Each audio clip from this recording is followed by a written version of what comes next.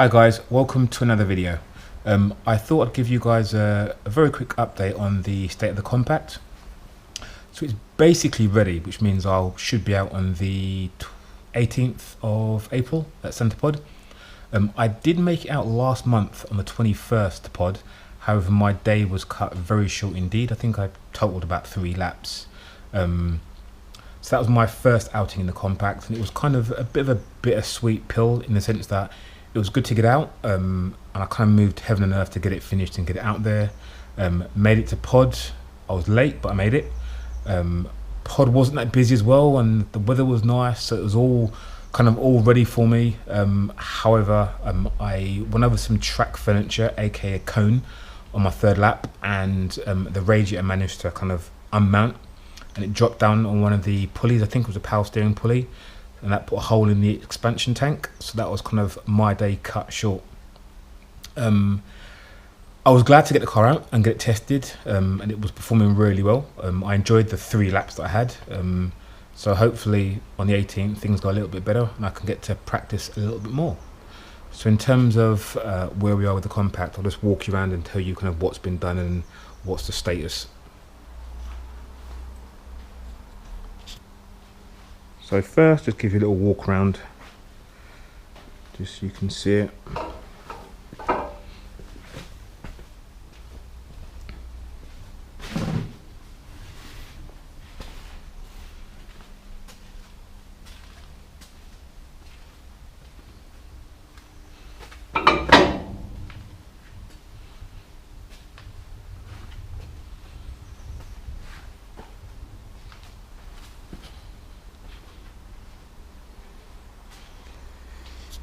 Moving on to the interior.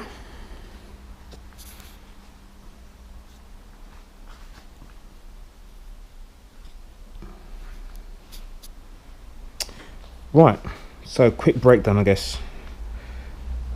So obviously it's a 325 Ti compact. It's had a 330 CI conversion, including the front brakes.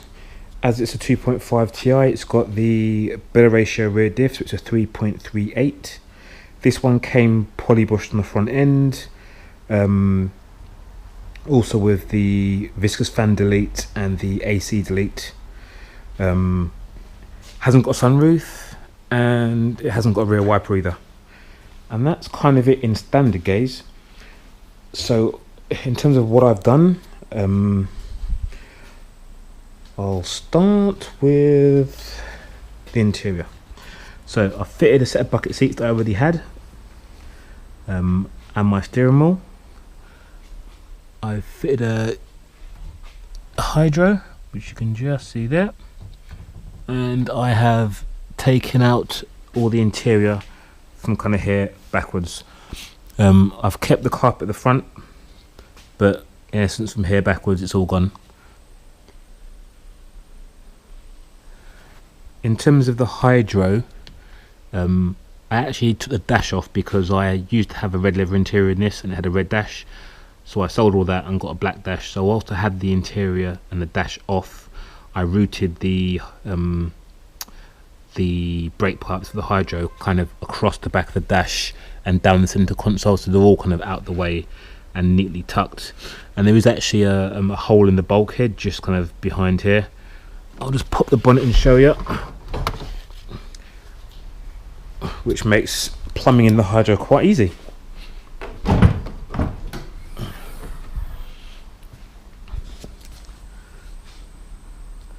So literally there's the hole down there that I found.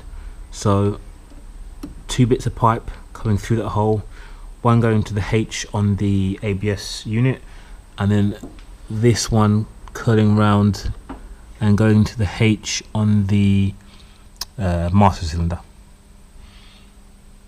And that's it. That's actually really easy to do. Fitted some coilies with some camber top mounts. Fitted a breather tank. We already had the air filter. What else have I done here? That's it, I think. Fitted a toe strap. Made a little notch in the bumper so it just hangs out. Looks like a little tongue.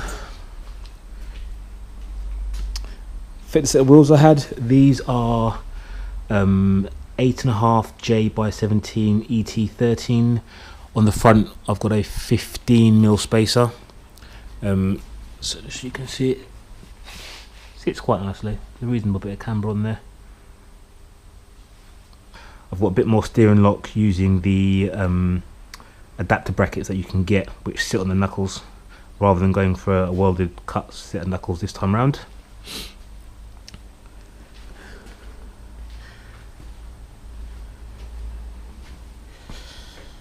The wheels on the other side are the same, they've just been powder coated black, so again same spec as the other side. And in the rear I have tinted the rear lights red because I can't stand them in clear. I've also cut out this section of the lower bumper and fitted kind of like a Jap style back box and a tow hook at the back, which just hangs down there.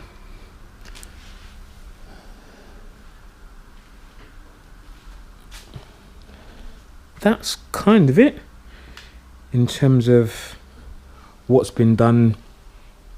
In terms of what's left, I need to replace this boot because it's got a split in it, which is probably the reason why I've had a bit of hunting on idle. And I have ordered some rear trailing arms, adjustable ones, because there's a little bit of camber on the back, which is giving me uneven tyre wear. Let's see if you can see that. I'm not sure how easy it is to pick up.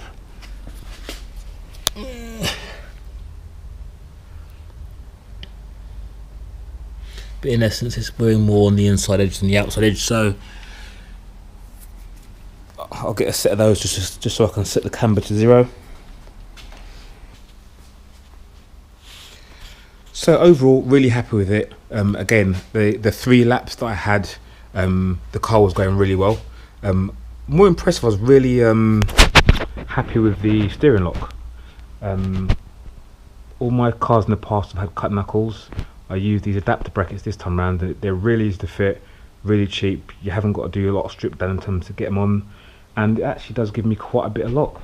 So I'll just start it up and give you a quick view of the lock. Give me one sec, if I can find my keys.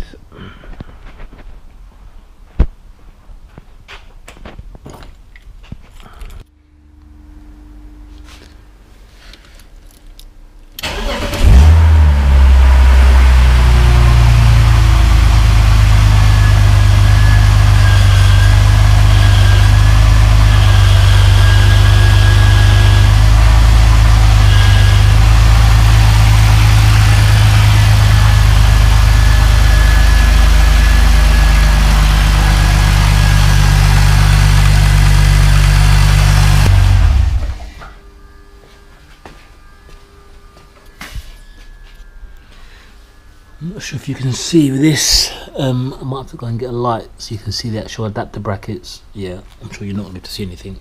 Give me one sec. So I'm not sure if you can make that out, but the brackets are actually attached to the steering knuckle, which in essence moves the point that the track rod ends bolt to, and thereby giving you more steering lock. But